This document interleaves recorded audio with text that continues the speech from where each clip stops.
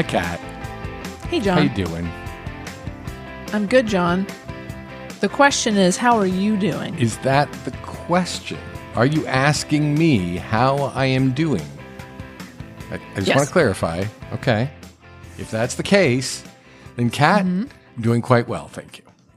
Well, that's great. Yeah. How about yourself? That's excellent. Oh, I couldn't be happier. Okay. I don't believe you. The smile didn't reach your eyes.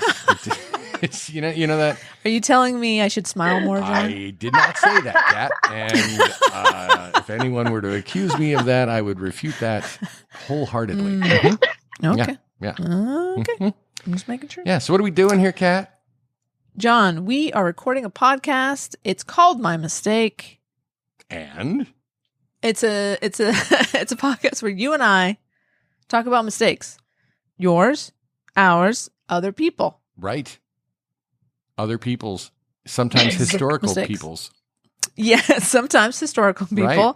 Sometimes we have strangers to us come on and tell stories. That's always scary because you never know You never know what what you're you're going to get. But sometimes we have trusted and delightful guests. We do. We frequently do have that. We have developed a stable of trusted and delightful guests.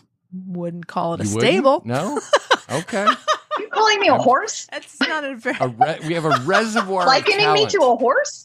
I will John. also refute that A wholeheartedly. filly? Not Patty starting Lynn, off well. guest of the My Mistake podcast. Sorry, I'm stepping listen. up for your intro. No. Frankly, I love it because I don't ever want the beginning to be the same on any two episodes. And I feel like we at least have small differences, but the bigger differences are even better. Absolutely. So our cover's been blown tonight. We have returning guest, Patty Lynn. Lynn, welcome. You know her, you love her.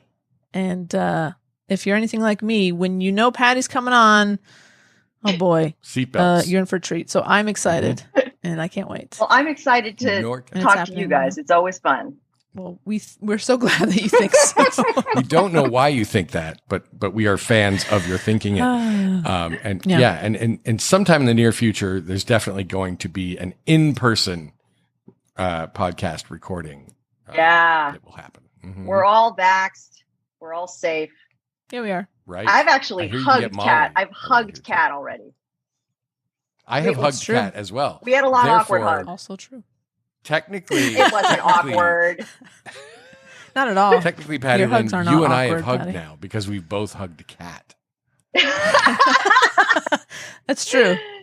And you know that really effectively every you have hugged everyone you've hugged has hugged.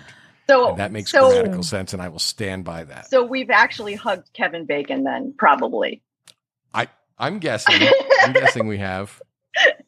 I mean, I don't know. Now this is 6 Yes, we degrees have. of hugging bacon. Oh, wait a second. We've We absolutely actually hugged him. have, right? Because Leah used to work on that show with Kira Sedgwick. Right? She did, and she's hugged Kevin Bacon's niece. Okay. I think I may Oh, have wow. too. And so that's a very Yeah. A direct double connection. That's huge. Yeah, that's close. That's a couple degrees. Cool. There you go. Cool. 6 So think degrees. about that. I'm thinking it's like 2 degrees of Kevin Bacon. Yeah, but I'm saying it's Yeah. that 6 degrees of Kevin Bacon, like that it really works. It does. Well, at least if you live in does. LA, it does. I mean, it's easier helps. that way. You know, there's an equivalent of that actually existed before the Kevin Bacon thing, but it's among mathematicians, which is why no one's ever heard of it. And I can't even tell you who the guy is. I can't tell you his name. I will have to look it up, and then I will put it on a corrections episode later. But no, there's a mathematician who every other mathematician talks about their whatever number, whatever he was a Hungarian guy. So, and it's like, how many mathematicians separated from this guy are you? Because this guy worked with so many mathematicians and helped Interesting. them come up with like these amazing solutions for things. And this is really boring. I'm talking about mathematicians on an entertainment podcast. but was he in Footloose? Was what? Was he in Footloose? No, He was not. You know what I would love to find out? What the Kevin Bacon number of that mathematician would be. Like how much are they separated from each other? Because that would be the ultimate. If we could find one person who was connected to both this nameless mathematician, which is not easy to say, by the way. If anyone can figure out that number, it would be a mathematician. It would be. It totally would be. Or a big Kevin Bacon fan, but probably. Yeah. So welcome. What's up? What's happening? What's going on in the Patty Lynn world? Getting back to kind of normal life, if you could call it that. Right. I mean, I'm still cautious, but but I would say that I'm less anxious when I go out into the world. How about you guys? Right. Mm-hmm.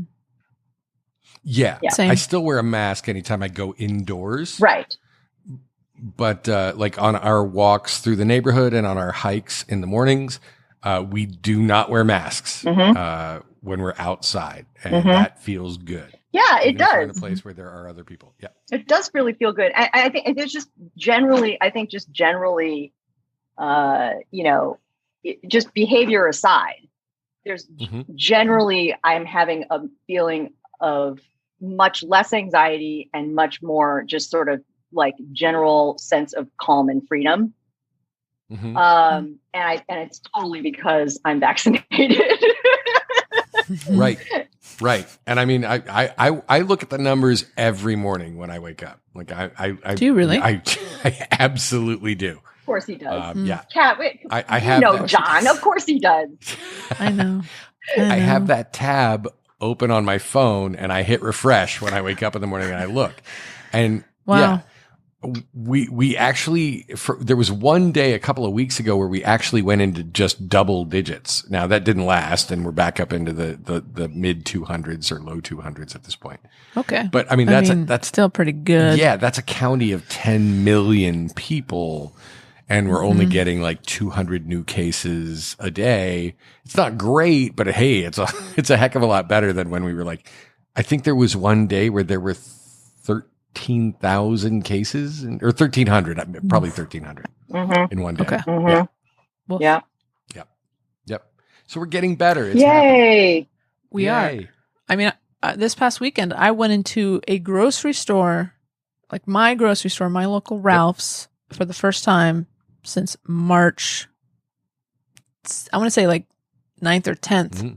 Because I was like, oh, things are getting weird. I should go shopping. And so I bought this is back in March. You were hoarding, hoarding stuff. Yeah. I was hoarding. I was, and there was this. Honestly, I bought beans. Like, what am I going to do with these? You beans? and everybody else, dude. We still have boxes of cans in our closet. I don't even want to tell you what's in there. Well, yeah, I'm sure. But I remember there was this underlying like sort of anxiety in that store a year and 3 months ago. It's like people were like, okay, everything's fine. Everything's gonna be fine. But it was like, okay, I need all the ramen. I need some rice. Like it was kind of freaky. People see bare shelves. Like there are entire generations of people who have never seen bare shelves. And it does something to your psyche. There's like a racial memory, whatever that happens there where it's like, oh, I'm suddenly channeling my grandparents or great grandparents from the Depression. And now I know why they save string. Exactly. Yeah. Well, I actually got a facial today for the first time in over a year. And I got a massage for the first time in like 2 years. Super jealous. Okay. It was nuts. It was like, this is great, Even though I'm like, part of me is still waiting for the other shoe to drop, but I'm like, sure. You know what? I'm going to enjoy myself while I can. Yeah. If you get a tickle in the back of your throat anytime in the next few days, you're going to be like, oh God, it's all over. That massage therapist gave me the Delta variant. Nice. Oh, the Delta. Why don't we jump into our mistakes? What's up? You've been recently massaged. You're feeling relaxed and happy. That's right. Let's hear about a mistake that has happened. Well, I was thinking, it's the beginning. It's like sort of the official beginning of summer. And right. I was thinking, it made me think about these summer jobs that I had when I was young, and some, stupid ass shit that I did while working at these summer jobs. And I thought, well, this is, I'd love to talk about this with John and Kat. Please do.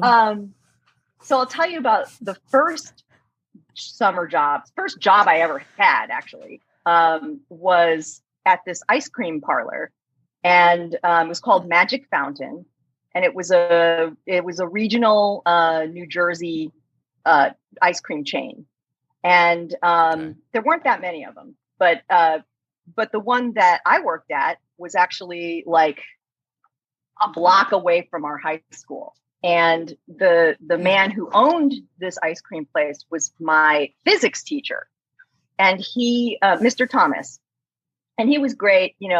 Everybody loved him, and he was like, basically all of the employees who worked at his Magic Fountain were like high school students of his.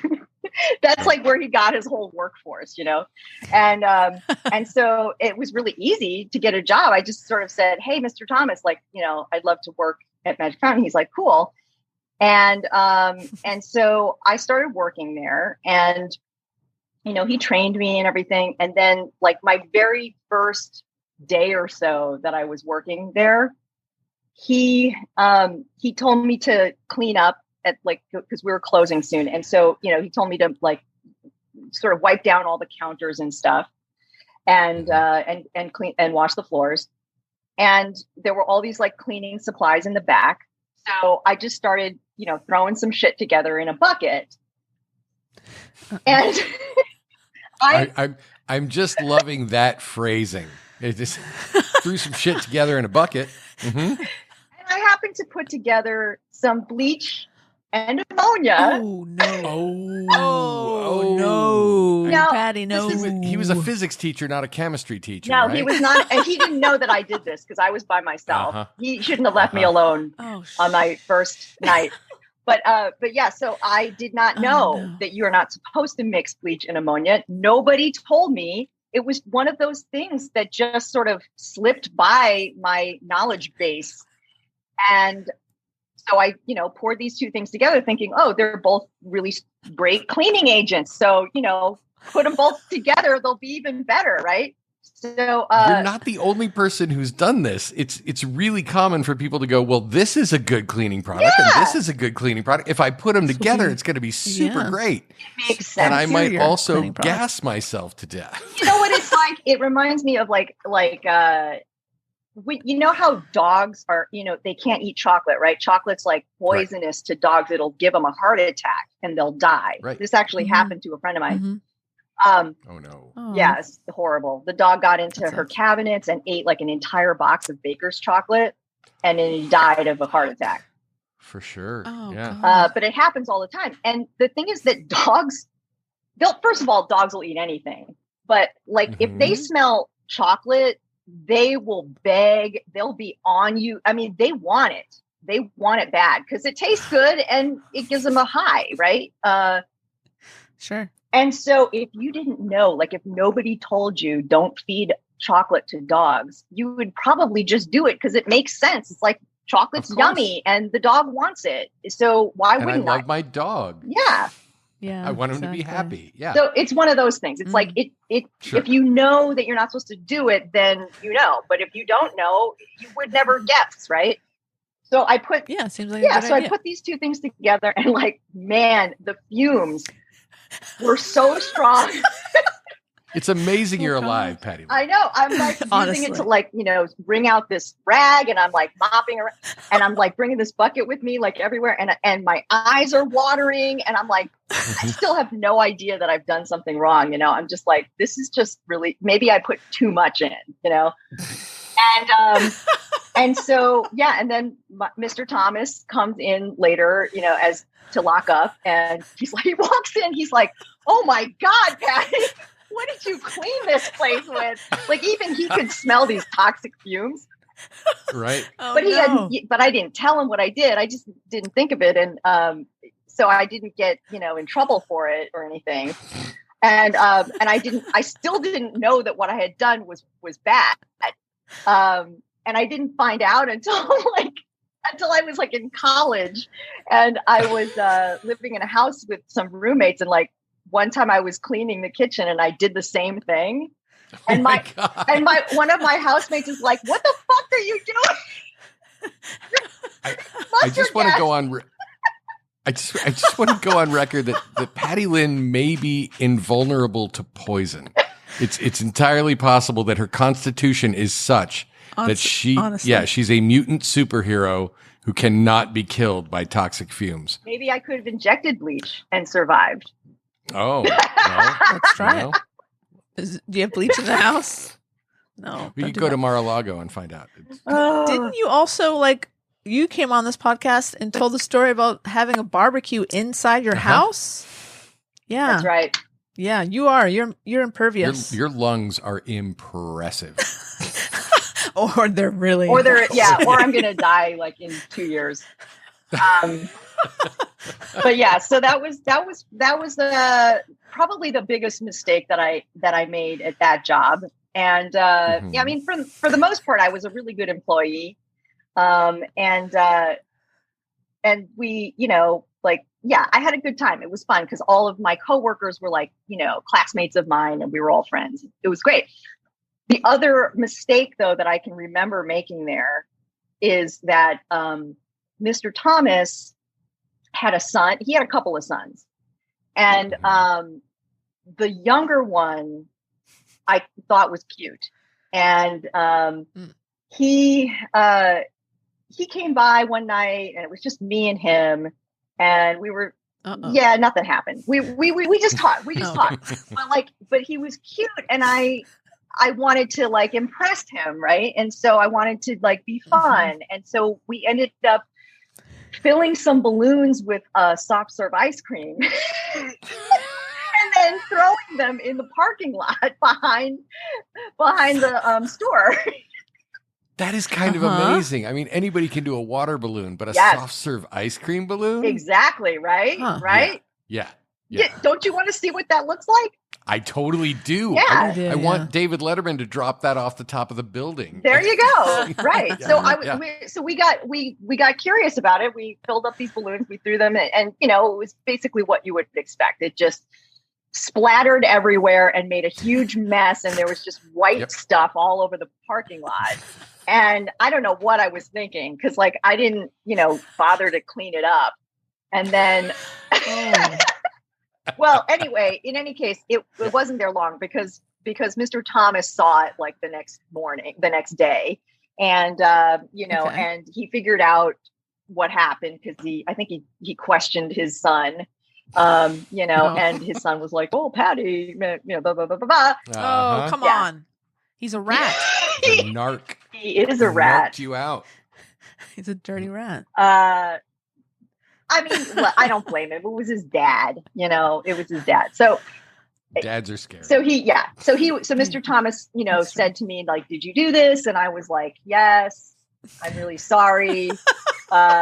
And he kind of was reprimanded me a little bit, but it never happened. Nothing like that ever happened again. And I was one of his best employees. So, but yeah, that was stupid. I feel like he could have used a soft serve ice cream balloon to demonstrate Galileo's theories of, objects falling. He's a physics teacher, right? That's what they did. They dropped a feather in a vacuum. Maybe I'm the only guy. I don't remember him doing stuff like that.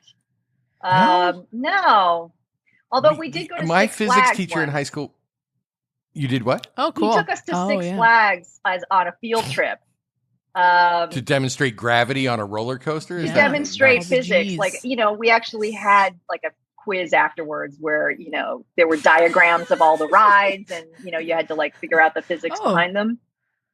Mm-hmm. Yeah. That's cool. So that was fun. But, nice. but most of the time it was just boring, classroom stuff. And, I was never a big fan of science. It's just not my thing. I mean, I believe in science, but I'm just saying I was never. I'm glad that you do. I was never a fan of. I was never a fan of science as a school subject, and right. So it was just kind of boring to me. But I mean, of all the sciences, physics was probably the least boring. But I remember, like in our class, like Mr. Thomas had this weird thing about the show Alf. You remember the show Alf? This is not good. There's nothing good comes from having a weird thing about it. He just hated that show for some reason. He had such a bug up his ass about it. Oh no, that he would. That's okay. He hated it. He hated it. Yeah, I thought he no. Loved he hated it. Okay. He hated it for some reason. It just stuck in his craw, and he would. And any. It was a terrible, terrible thing.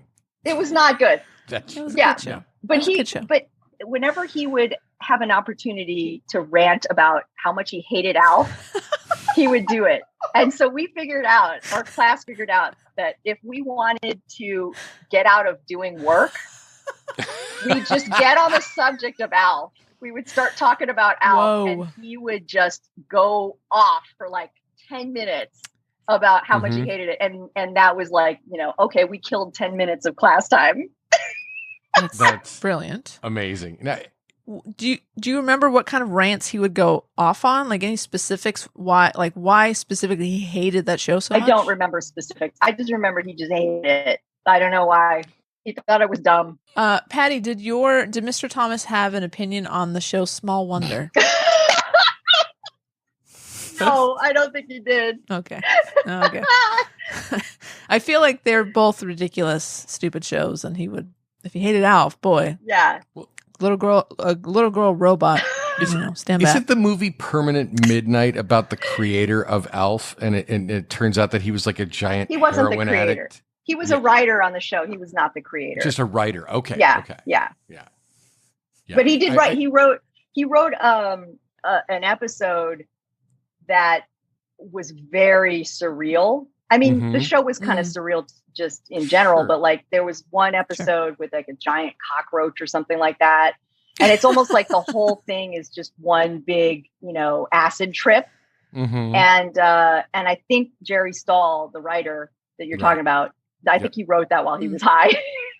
Amazing. I think he did everything while he was high during that period of time. Yeah. It's funny. I was reading his book, Permanent Midnight, years ago. And I was just reading that part about Alf, where he talked about writing that episode. And this is really spooky, you guys. I was reading that book on a trip to Palm Springs with my boyfriend at the time. And we get to the hotel and we just, flip on the TV that night. We're laying in bed watching TV. And I found Alf playing on some cable channel. And it was the fucking episode that Jerry Stahl wrote. Wow. That I had just read about in his book. That's amazing. Isn't that crazy? That's crazy. It's a weird coincidence. Yeah. That's weird. If I can digress for just a second, though, possibly the more surreal sitcom than the alien life form Alf that ate cats and wore a trench coat. Melmac. In order to, it was from Melmac. From Melmac, exactly. Yeah. The only sitcom that I've ever seen that is more surreal than Alf, Hogan's Heroes. Oh, yeah. I mean, hello. Isn't it about World War II? It's about World War II. It's about a prisoner of war camp, a Nazi prisoner of war camp, and the hilarious antics that the prisoners in the prisoner of war camp get up to. That sounds hilarious. That's a minute.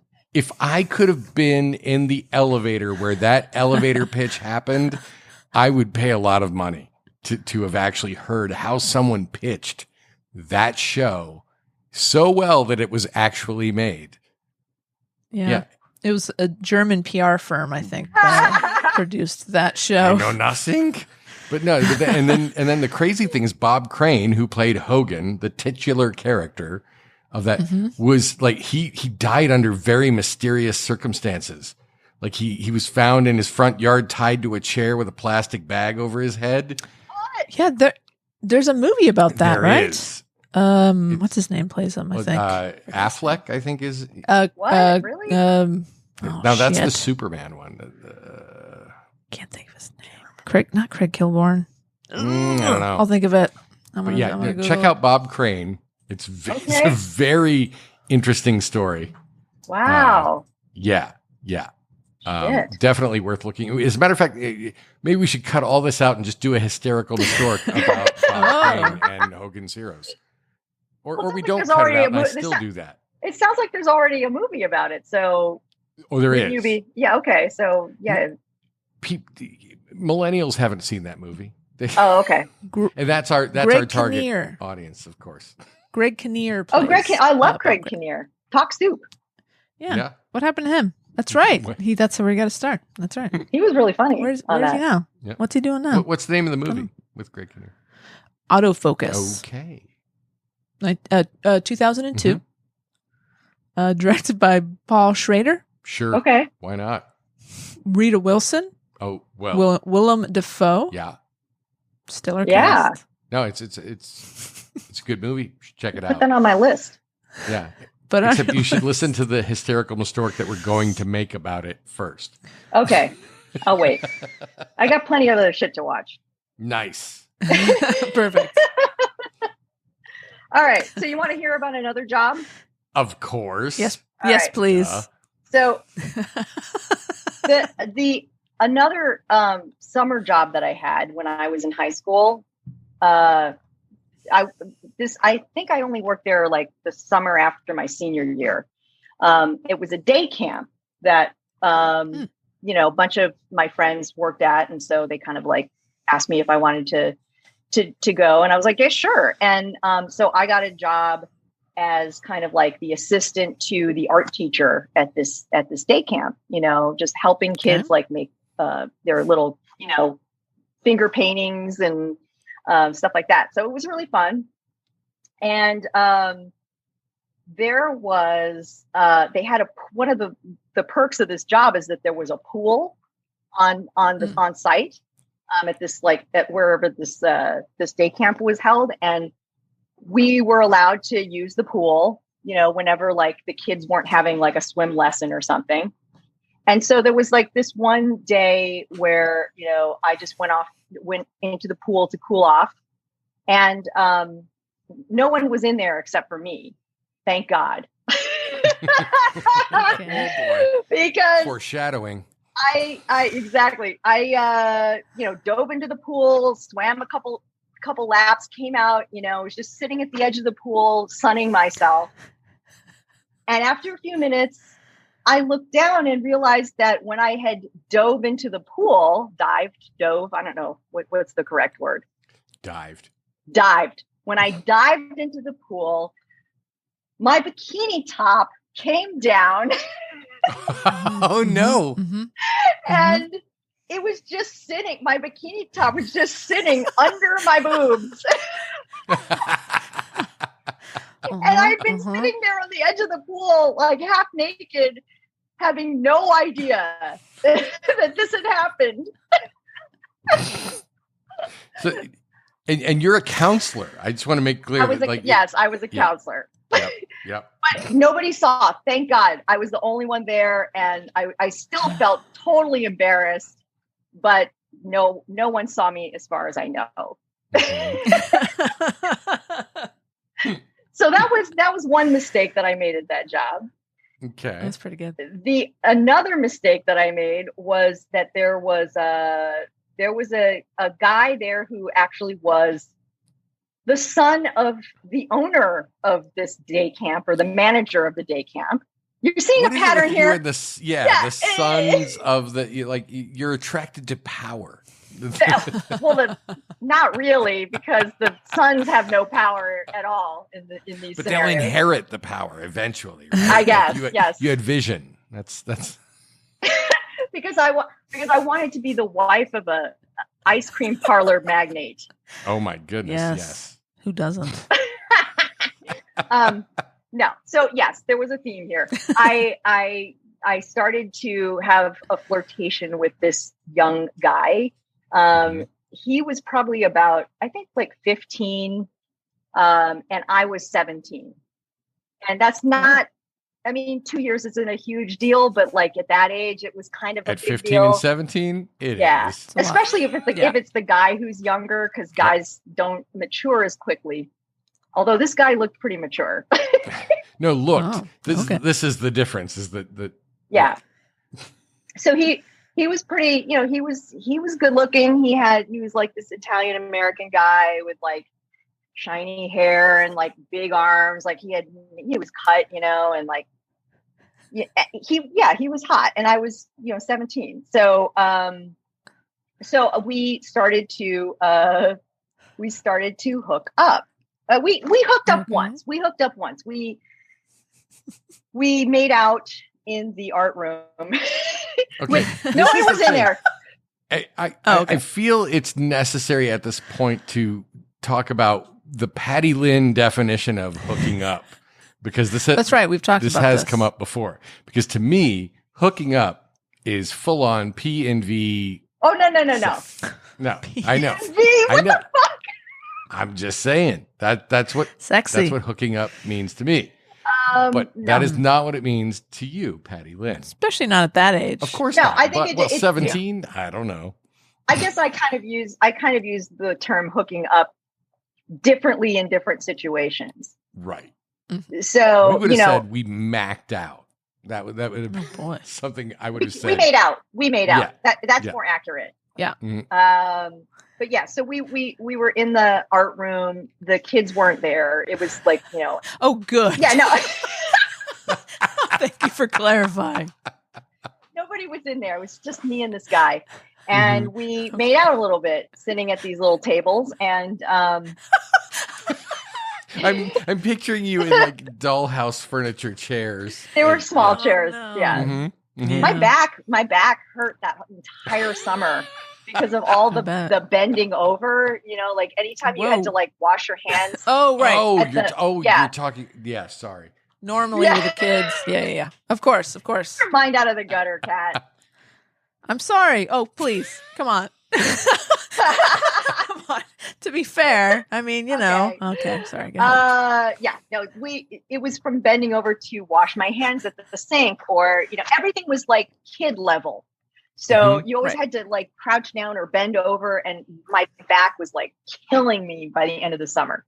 But yeah, so me and this guy, we kissed for about, I don't know, like 15 minutes, like at these kids' tables. And nice. And I immediately started to regret it, because I was just like, oh my God, like this guy is so young, and his dad is my boss. But like, but it was mostly the fact that he was so young that kind of like freaked me out. Because, he didn't seem like super mature for his age. He seemed like a kid. Other than physically. Yeah. Mm-hmm. So I was like, I don't know, like if I should be doing this. And like, I just felt torn about it. And all of my friends were like making fun of me. They were just, they were razzing me because, I was with this like 15-year-old. And so that weekend, my friends and I went out to the movies, and we happened to go see a movie that had been playing that summer, which was Great Balls of Fire. Have you seen that or heard about it?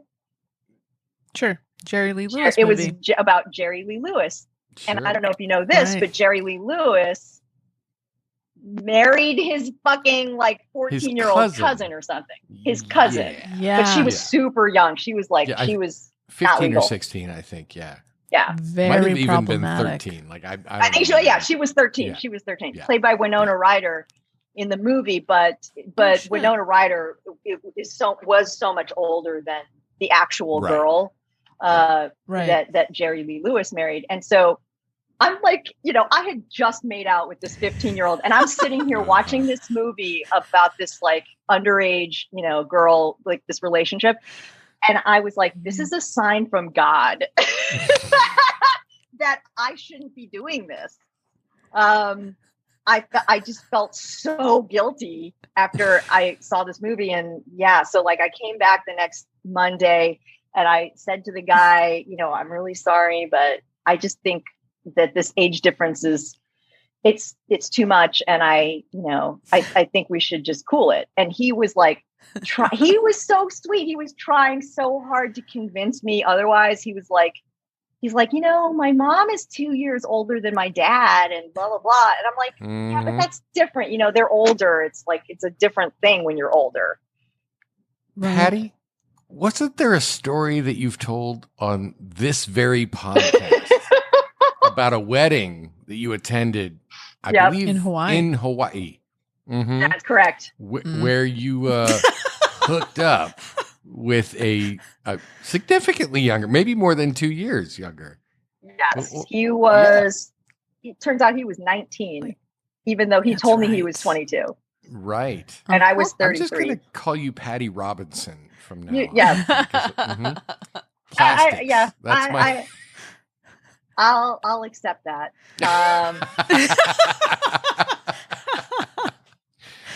I'd say good for you. Well, I mean, I'm just going to reinforce that with my next tidbit. Please do go on. So I said, so I basically like broke it off with this guy before it got any farther than that, which is good, and we were fine after that. We were friends. Nice. But then there was this kid who was a camper there who developed a crush on me. And this isn't actually really, it's not my mistake because I didn't do anything. I was just this kid's counselor, and I was nice to him, but he started to crush on me really hard. And he was like, he was a cute kid. I mean, he was 12, but like, but I could tell that like, within 5 or 6 years, he was probably going to be a good looking guy. Right. Yeah, totally. Yeah, good looking kid. And he just was very, he just, I could tell that he really liked me. And I think he even told one of my friends that he liked me. And then he basically tried to make plans with me to like go to his prom when he got old enough. Wow. He was from Indiana. Actually, he was from Indiana. Well, we Hoosiers, we do plan ahead. Is that what you do? Yeah. So how was prom? I wish. Yeah, I didn't stay in touch with him long enough for that. But yeah, so I was like, okay, I did not encourage this. Okay. But at the end of the summer when camp was like wrapping up, one day I'm like home. It's the weekend. I'm home at my parents' house and a flower delivery arrives at the house. Oh boy. A dozen long stem red roses from this kid, this 12-year-old kid, Justin. Whoa. Wow. And that's he'd like, expensive. I know. Yes. How did he do that? Well, I mean, I read the card and it said something like, I don't know. It's been great knowing you, or I don't know, whatever it said. And so we still had we still had like another day at the camp. And so when I got to the camp, I said, Justin, thank you so much for the flowers. They're so beautiful. And he was like all shy and stuff. And his mother came to pick him up that day. And I could tell when I met her that she probably paid for those flowers. Sure. She definitely knew about those flowers because she had like this look on her face when she met me, like, stay away from my child. Yeah. You know what I mean? Why would she pay for the flowers while also being like, don't? Well, I mean, I'm exaggerating when I say that she was trying to get me to stay away from him. I think it was more like she was being polite, but I could tell that this was not making her happy. That her son, that you were a younger person. Like, maybe. Yeah. I don't know. Weird. I don't even know how he got my address. Like, it was really weird. The kid is connected. I'm telling you. Yeah. He's lots of questions here. Yeah. But anyway, yeah. So that was that was the day camp job. Nice. That's pretty good. And then do you want to hear about another summer job that I had? Okay. Yes, please. So this one, obviously, this was actually when I was in college and I did an internship. And when I first started college, I was intending to go into advertising. And I didn't really know what that really entailed, but it just seemed cool. And I mean, I'm just saying, and then you grew a soul. Right, exactly. But yeah, so I was a communications major, but I was, thinking advertising was what I would eventually go into. And then I ended up interning at the Letterman show after my freshman year. And I was like, I decided I really wanted to work in entertainment. But before I made that final decision, I was like, you know what? Let me just try advertising to see if I like it. Because I never even really got to know what that was. So I decided to do an internship at an ad agency. And I got this job at J. Walter Thompson in Chicago. And it's a great, it's one of the biggest ad agencies there is. It's just one of the top ones. I may have done a print ad for them as a model when I was like 17. Oh, wow. I'm not even kidding. Yeah. Oh, yeah. Well, my original goal was to be in the entertainment industry. Right. I missed that, but yeah, I started early. I think that name sounds very familiar. What was the commercial for, or the ad? The thing that's so messed up is I don't even know. I think it was like a chain of grocery stores or something. Oh, okay. Yeah, I could be. Yeah, I have no idea. Because they're big clients. I don't know about now, but at the time when I worked there, their big clients were Kraft. They handled the Kraft account. Right. I can't remember any of the other ones.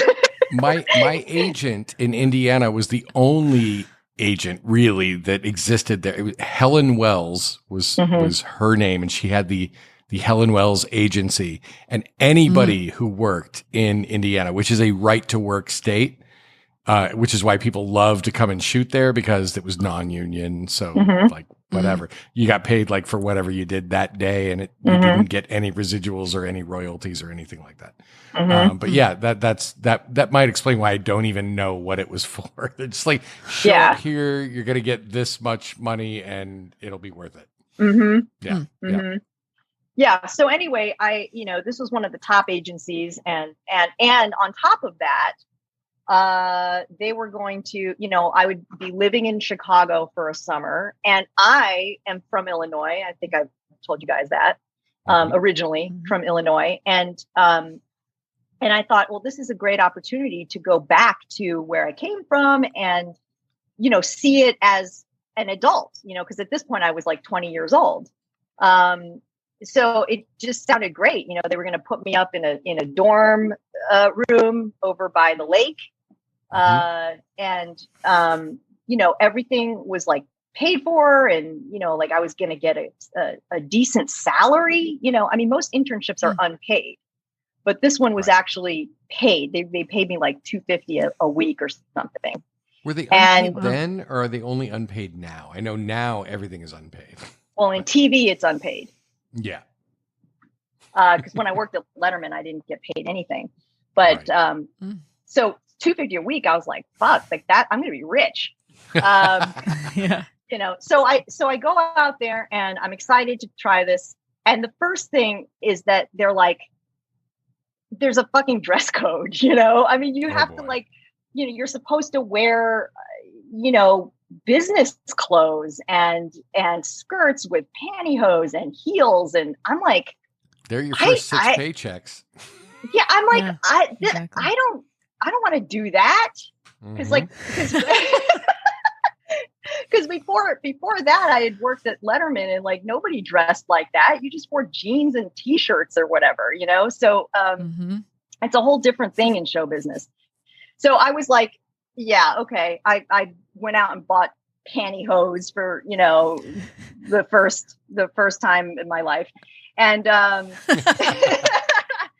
and immediately this job just started to suck because, even though they were in this really swank building in the, what's it called? The Miracle Mile. Sure. Yeah. That really, rich section of the city. Yeah. Lakeshore Drive. Yeah. With the water tower and all that. Yep. So we were like right there, and they were in this beautiful building with great views, and everything was really nice. But they didn't give us anything to do. Oh, it was horrible. Like that they gave us no sort of instruction, and they gave us no mentoring, and they didn't give us enough to do. So like it was just boring.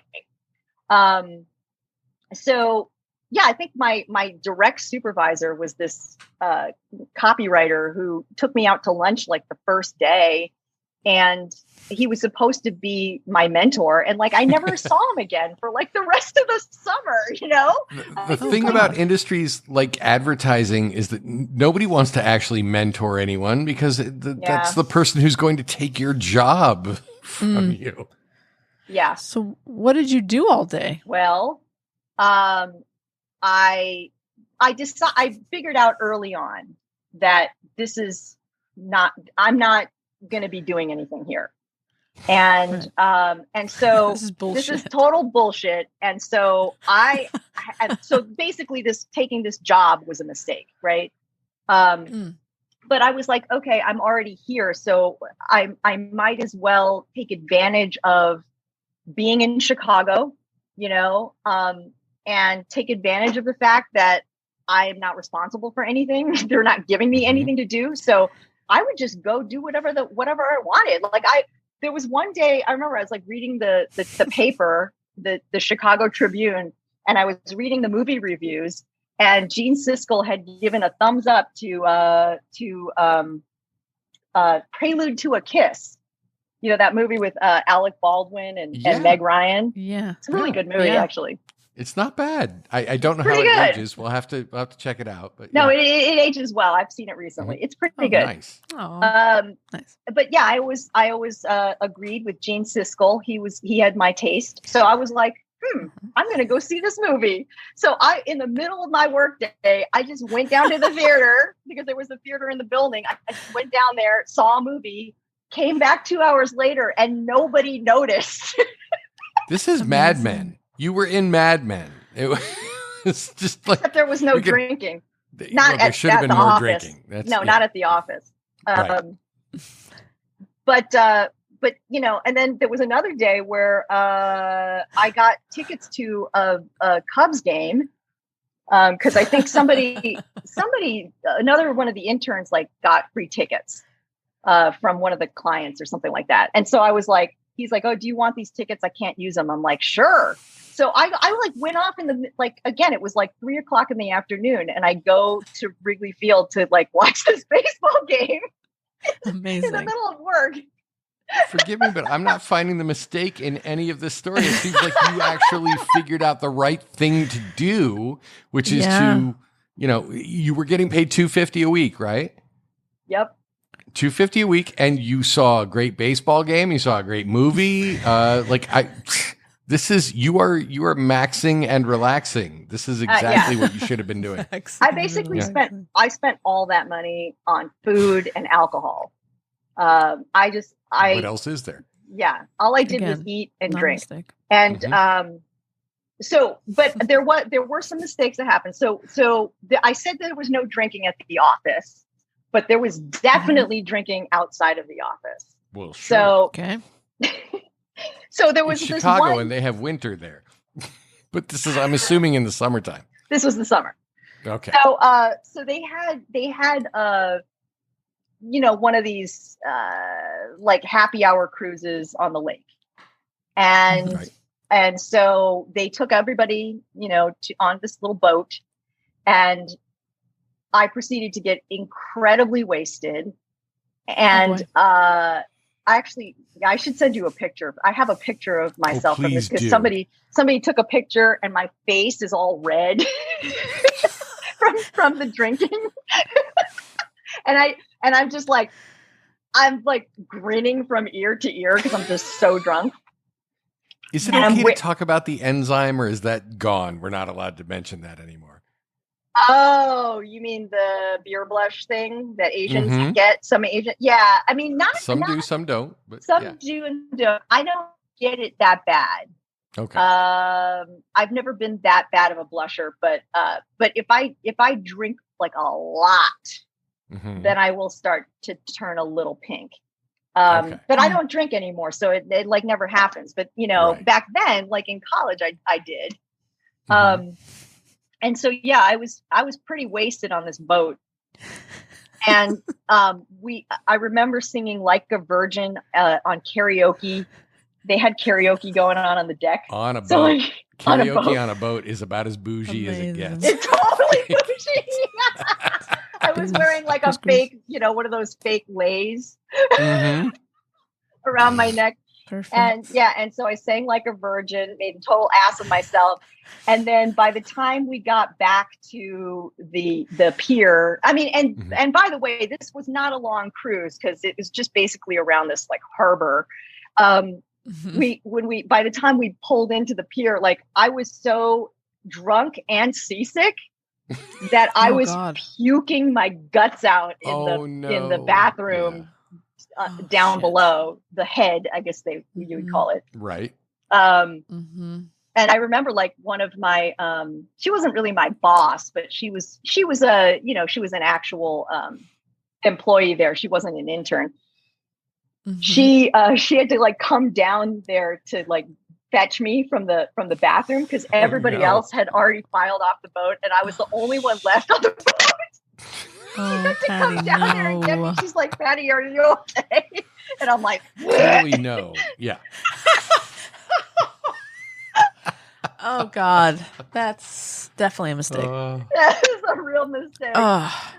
That's bad.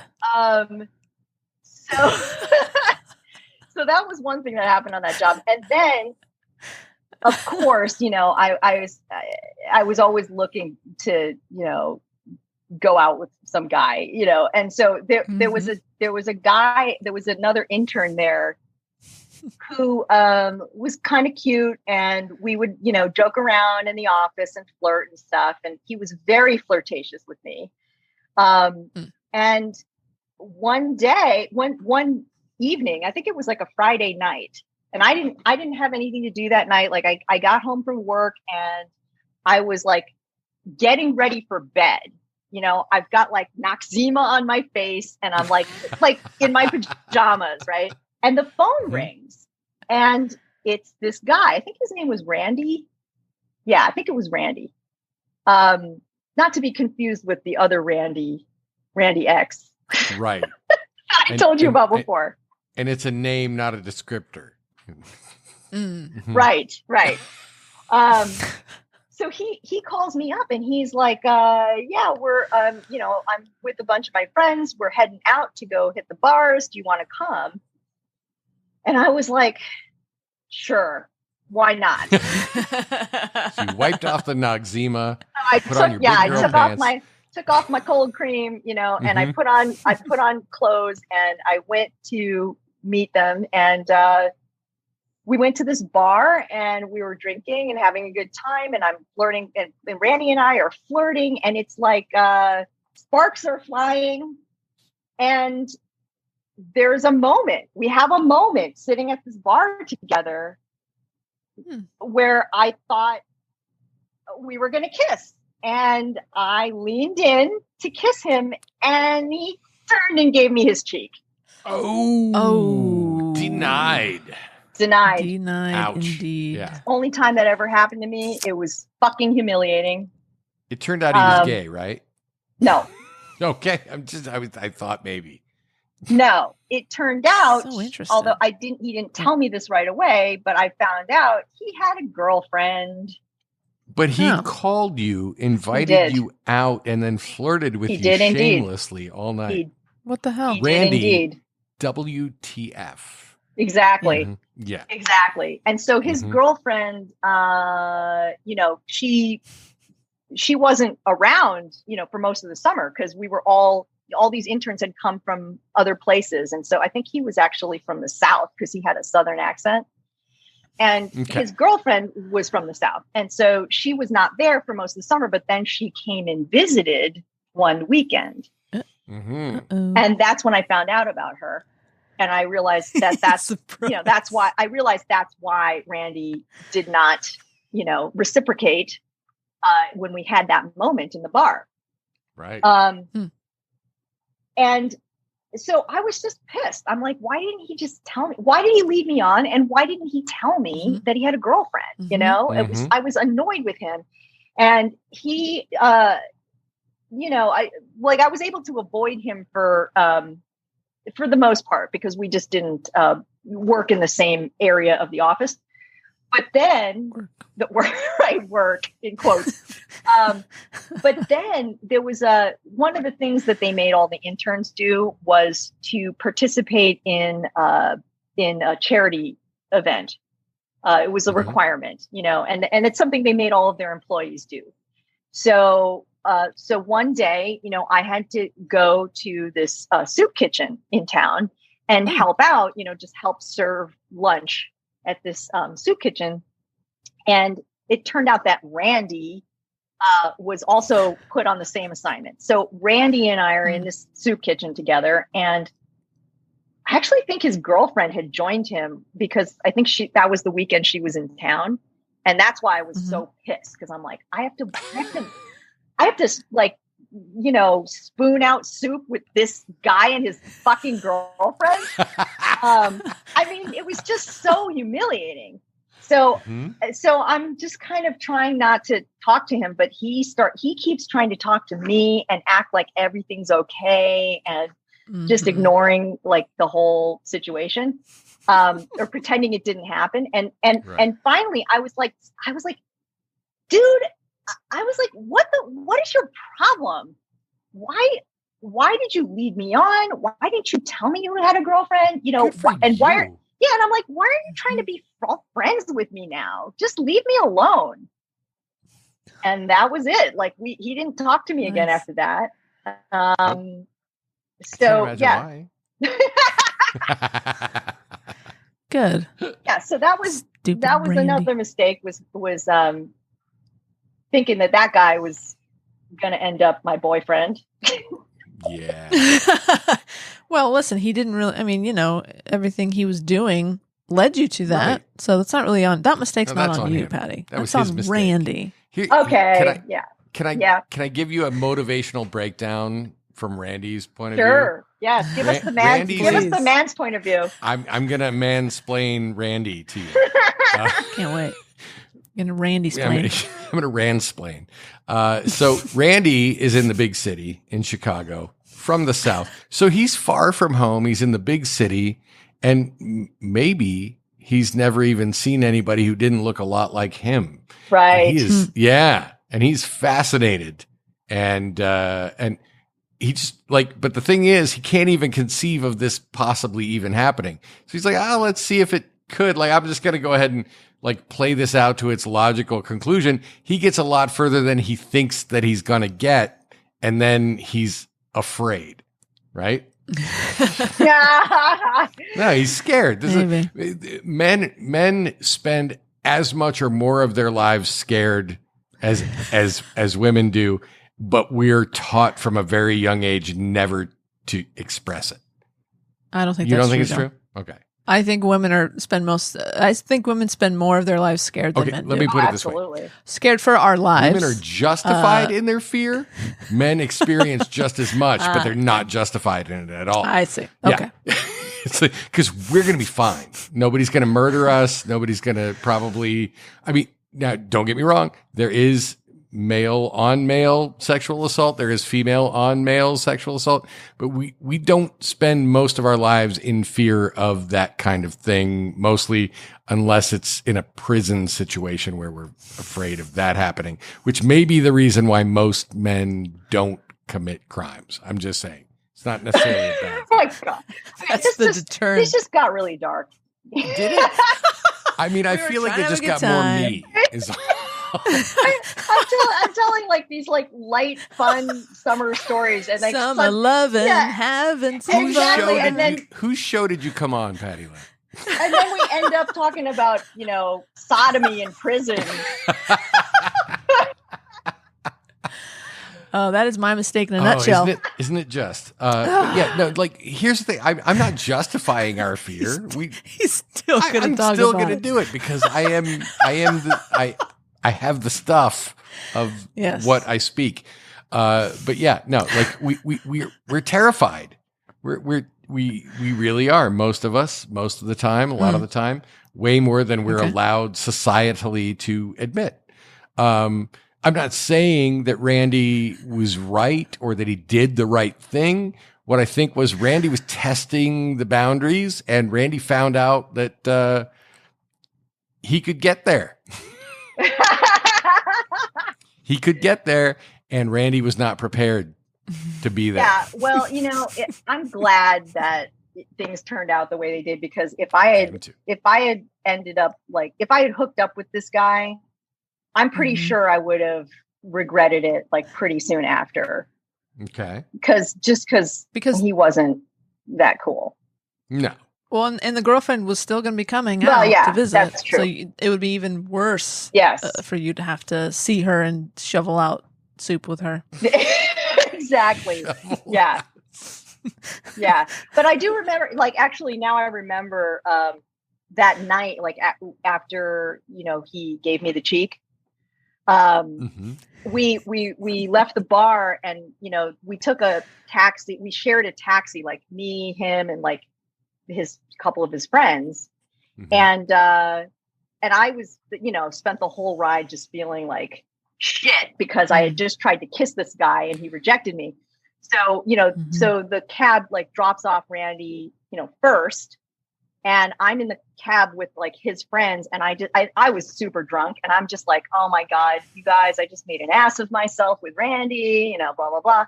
And I remember one of his best friends was there, and his best friend was like, you didn't do anything wrong.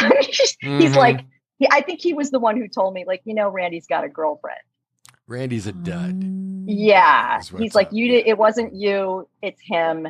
He's messed up. He's got a girlfriend. He's like, you've been awesome tonight. You've been he was like, you've been cracking us up all night.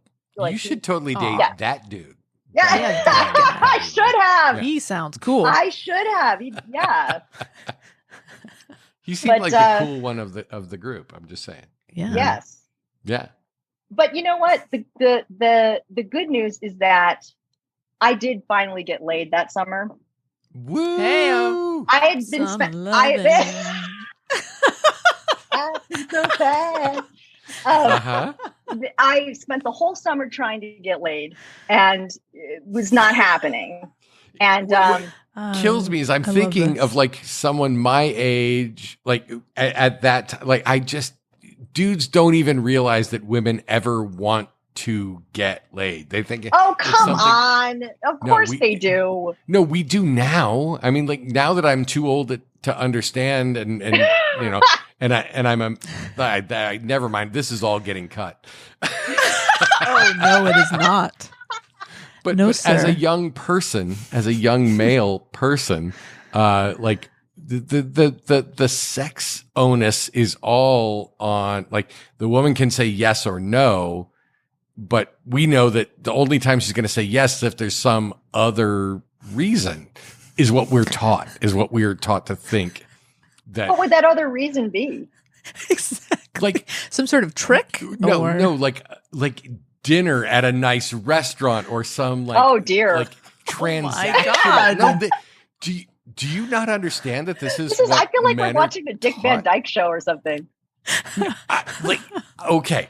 Come on now. There's no way you're not aware that men are taught that we are the disgusting, gross people who desire sex, and women, we have to give them gifts or do nice things for them in order for them to deign to do the sex with us. Am I wrong? All right, Kat, you need to cut all this out. This will be bonus material for the Patreon. Well, I think that's sad, John, that you were brought up to think that women don't enjoy sex and want to, and have pleasure and whatever, and that it is transactional. That's very sad, and that's upsetting to me. Well put. Yes. You've been done a great disservice, John. Okay. And let me just say, it's not that I particularly was brought up to believe that. It's that men in general, and this is why, the incel movement, which ironically began from a woman who started that concept, and that's a whole other podcast, and I can recommend you some podcasts to listen to about it. But it's the origins of and why am I getting dark at the end of the podcast again? Going dark again, man. Having a good time here. I know, right? but this is the truth. He can't help himself. I he can't. He really can't, Patty. Oh he my can't. God. I need it. I see what you're saying, John, and yeah. I'm telling you that stereotype and that it's a myth. It's a myth. Women love sex just as much as men, and they want it, and they need to get laid. And I know this now, and I'm 51 years old.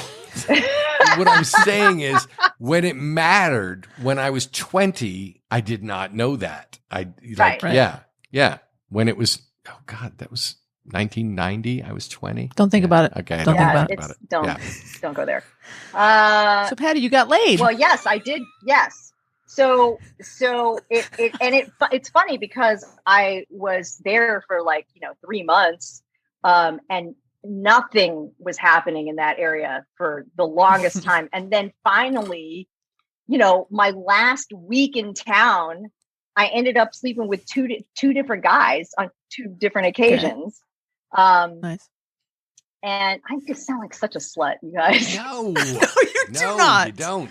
No, Patty, you do not. Again, don't let society make you feel bad. Okay, about this. I won't feel bad. Don't let 20-year-old Don't let John. judge you. Don't let John make you feel bad. Oh, John, we love you. We love you, John. But yeah, I don't know. I feel like I've been taken advantage. No, you haven't. Trust me. Mm-hmm. Okay. So there, I went on a camping trip with some friends, and there was a guy there that I just didn't even notice, through most of the trip. He just I don't know, whatever. We didn't. I wasn't particularly attracted to him or any. He was a nice guy, but hormones, right? It just, I ended up just kind of jumping him that night, because we had to share a bed in this cabin. I mean, it's how are you going to not do stuff? I mean, you're 20 years old, you're just one bed. Yeah. Did you listen to the No Sex episode where Kat and I both talked about sleeping in beds with women and not ever doing anything? Yeah. But Patty has guts. No, she does. She's got lady balls. Patty's got the lady balls. Yeah. Yes. She's got the goods. I gotta. Yeah, I'm just storing that one away. Lady balls. I hope in a good way. Me too. I mean, it was just, I think part of it was that I knew I was leaving soon, and it was sort of I've got nothing to lose here. And I sort of didn't want to leave without having some sort of adventure. Right. So, and hormones. So I was horny, and I just hooked up with this guy. And when I say hooked up, I don't mean just making out in the art room. Nice. And I just, John falling out of his chair.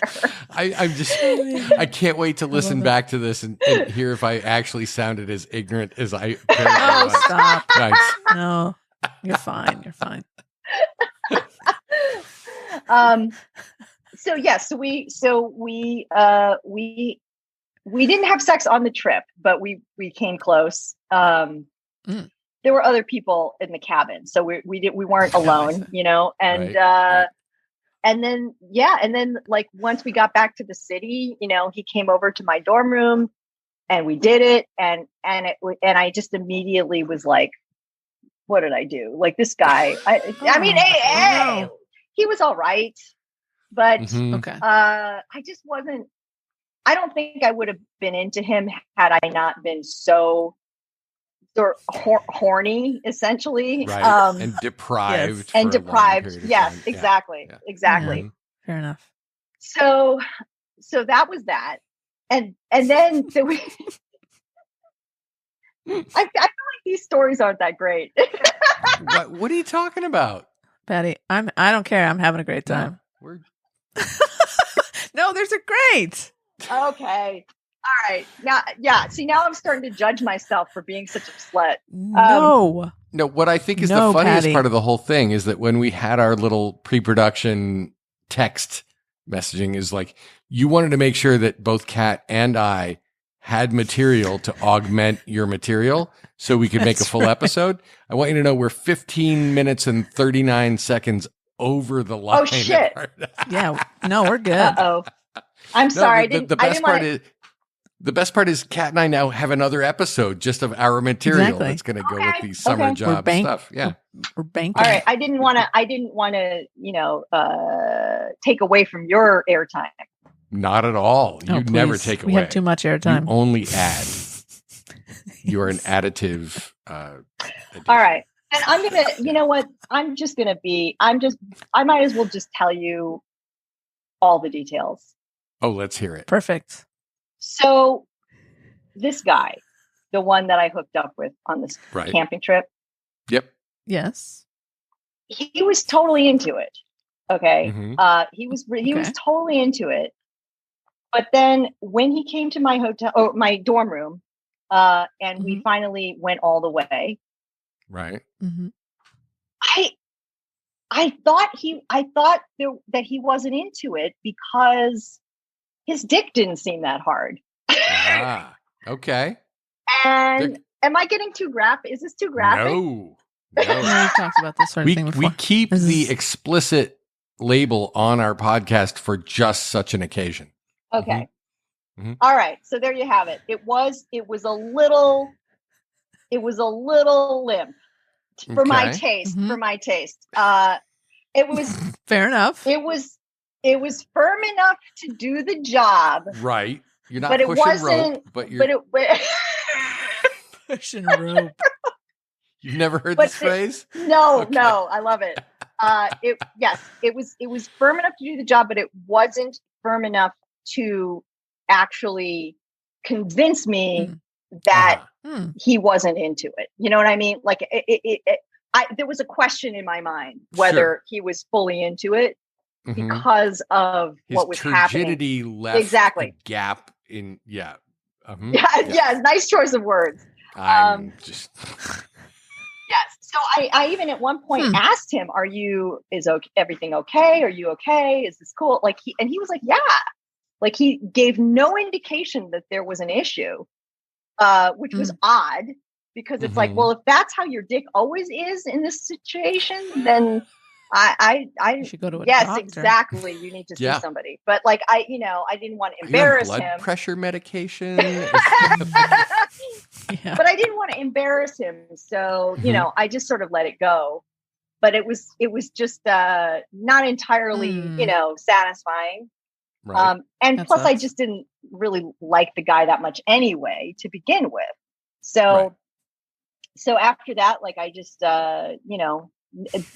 figured I would never see him again. And I think he tried to call me a few times, and I didn't respond. Mm-hmm. What? You look like you were going to say something. So I was waiting to hear and that man ended up playing Bob Crane in a it was Greg full-length motion picture about I don't want to. I feel bad. I mean, part of me does feel bad talking about it because it's like he was a really nice guy and everything. But listen, I can tell you his name. You don't know who he is. You could. You probably shouldn't. I don't. When we're honestly, talking about I don't even remember dysfunction. It's not good to attach a name. I don't even remember what his name is. I mean, I know his first name, but I won't even tell you that. Okay, good. Okay. We don't want to know. I mean, okay. I love how aggressively you're like, we don't want to know. Yeah. But okay, so that happened like the week before I left, right? I mean, right. Yeah, not more than like a week before I left. And then after that was over, I got laid again. And it was like this guy, this still guy sound surprised, Patty. I just want to say. So good. I love it. It's just I love it. The delivery is everything. This other guy, his name was John, actually. Fittingly, his name was John. And I liked him, like all summer I liked him. He was a friend of my best friend from grade school. So my best friend from grade school, Sharon, she was actually still in Chicago because she went to I think University of Illinois, Chicago. And she was there for the summer working on, whatever she was studying to become a vet. And so she was there for summer school. And so we hung out like all summer, and it was great because, I hadn't gotten to hang out with her in so long. And so she would take me to all of her, like friends' parties and whatever. And so I got to know this friend of hers named John. And he was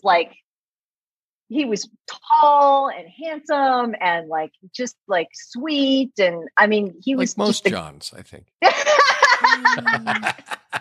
He was a great guy, really smart, funny. Like I just really, really liked this guy, but nothing had happened with him. We were just, friendly with each other. And then finally at the end of the summer, like the week before I left, we went out to dinner, like just the two of us, and had a great time. Then ended up going back to his place and having sex. And this guy was like the opposite of the other guy.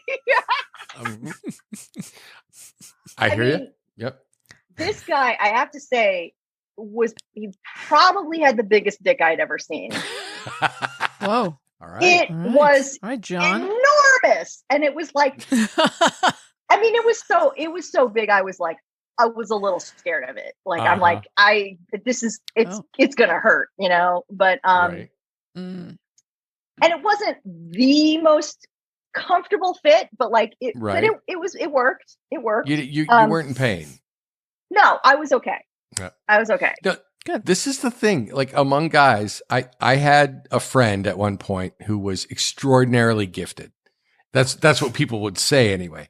But in fact, he lost girlfriends, because there was too much.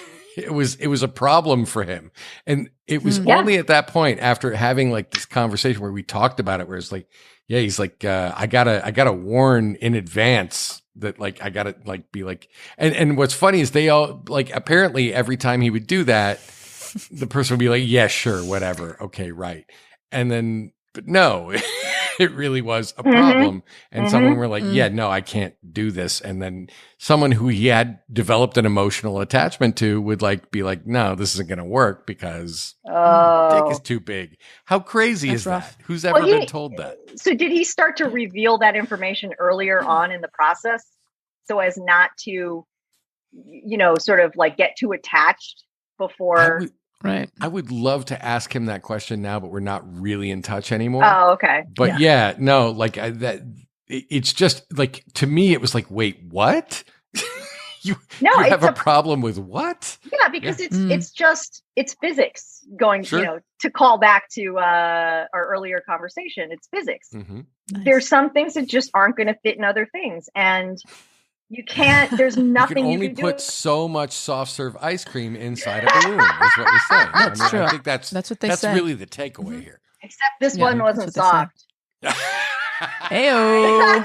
Yes, Patty. Yes. Yes. Oh. Oh, So I wish I had a funny ending to that story, but that's basically you know what? it. That was It's it. perfect That as was it it. is. I feel like You just we nailed all it. need to like fuck Mike Pence and get on with our evenings. Oh, wait. Okay, Oh, wait. okay. Actually, All right. this isn't really part of the story. But Okay. when we were talking about dicks that are too big, Mm-hmm. that it becomes a problem. Right. It just reminded Right. me of this one, like Mike and I, when we go to hotels, we tend to like watch a lot of bad reality TV because we don't have cable at home. So we don't watch that shit at home. And then when we go to a hotel, we're like, oh, let's watch this stupid show, And so we went to this hotel. We went to New York one time and we were in a hotel there and we started watching this show called Strange Sex. Have you ever seen this? No. It's a reality I would remember show. that. Yeah, it's a reality show Fun. about just weird sexual things. And and so one of the stories was about this guy who has a giant dick that is like he says it's like the size of his forearm when it's fully erect. Wow. Yikes. And Seems he's like you'd pass out from lack of blood to the brain at that point.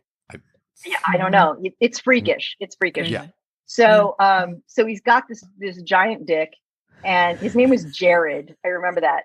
And so Jared had this giant dick and he talked about how, it was really, really hard for him to find a girlfriend because of this, because because it scared women when they would see his dick. Sure. And so Mike and I are watching this. We're like laughing our asses off, and then I'm not kidding you. The next day, we are walking around the East Village in New York, and we go to this shop that had like just like it was like a boutique that had kind of punk clothes and stuff. We were like looking for stuff to wear to Burning Man, and so we go into this shop and we're looking at like top hats or whatever, and we see Jared in the store. Whoa! I'm telling you, it was the weirdest coincidence. It was like the Jerry Stahl thing. We were like, oh my God, we just saw this guy on Strange Sex last night. And here he is in New York shopping in the same store that we're in. Did you say, hey, Jared, I know how big your dick is? No, we didn't. Okay. We were just we just whispered about it. And then when he wasn't looking, I tried to take his picture. But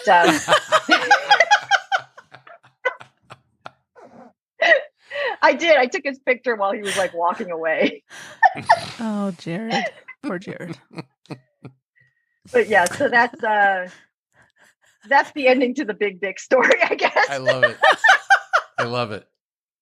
So I kind of digressed. I'm sorry. We kind of went all over the place tonight. Patty, never apologize. It's there's a new rule on this podcast, Patty. You're not allowed to apologize ever again. Everything you bring is chef's kiss gold. Chef's kiss. Yeah, no, it's the stuff. Oh, I have a question for John. So, when Patty was telling us the big dick story, and the guy, and it was revealed that his name was Jared. Right. I think I saw your brain coming up with a Subway story, a Subway joke, right? Was it too. a foot long? Was really my exactly. or did it just look like that because long. the hand holding it was so small? It's a very bad. I thought I saw that. Yeah, that all went through there. Mm-hmm. Just clarifying. Yep. He's still in prison. I love how you know him so well, Kat, that you could read his mind. Oh, I saw the look. She's my partner. Yep. You should watch that show if you ever get. I don't know if it's still on, but if you ever get a chance to see Strange Sex, there's some weird shit on there. Yeah, I feel like I've got a couple of things that need to be streamed in the near future. One of them is Alone, and the other one is Strange Sex. And I mean, like they can go together. I feel like sure, make a night of it. Make a night of it. It's a sad night. Well, Patty, a very sad night. As always, Patty, it's a pleasure to have had you here. It is. We love you so much. Oh, I love you guys. We're still on here with you, but I can't wait for you to come back. Know. It's so amazing. We haven't even quite finished, and we're still looking forward to the next time. Mm-hmm. Yes. Well, we're doing the Burning Man one this year, right? That's coming up soon. Pretty much have to. I mean, we got to start prepping. It's a virtual Burning Man again this year, so we can't go, but we can talk about it. Mm-hmm. And then I think next year there's almost certainly going to be an episode from Burning Man. That would be so cool. That would be great. It would be so great. Let's make it happen. I feel like there are like at least 2 camps that we could like go back and forth between at this point, which is pretty cool. It is you could go. Yeah. Oh, please. You can go to any camp and just start doing whatever you want. I like I'm that. sure. Oh, wow. No, I'm sure anybody would be happy to talk to you guys. We're going to have to set up our mobile rigs and we'll be all set. We just have to figure out how to get Mike Pence there so that we can have him do an actual live ending of our show at Burning Man, right? That would be amazing. I mean, Mike Pence at Burning Man, what's better than that? Well, we could burn an effigy of Mike Pence at Burning Man. Fucking effigy of Mike Pence? Ooh. You got dark again, man. See? I live in the dark, Patty. In any case, we need to draw this to a close. Yes. For reasons maybe just of content and timing, or maybe just because I need to stop being so dark. But could you sign us off with our signature sign off? Sure. Fuck Mike Pence, as always. Fuck Mike Pence always. As always, fuck Mike Pence.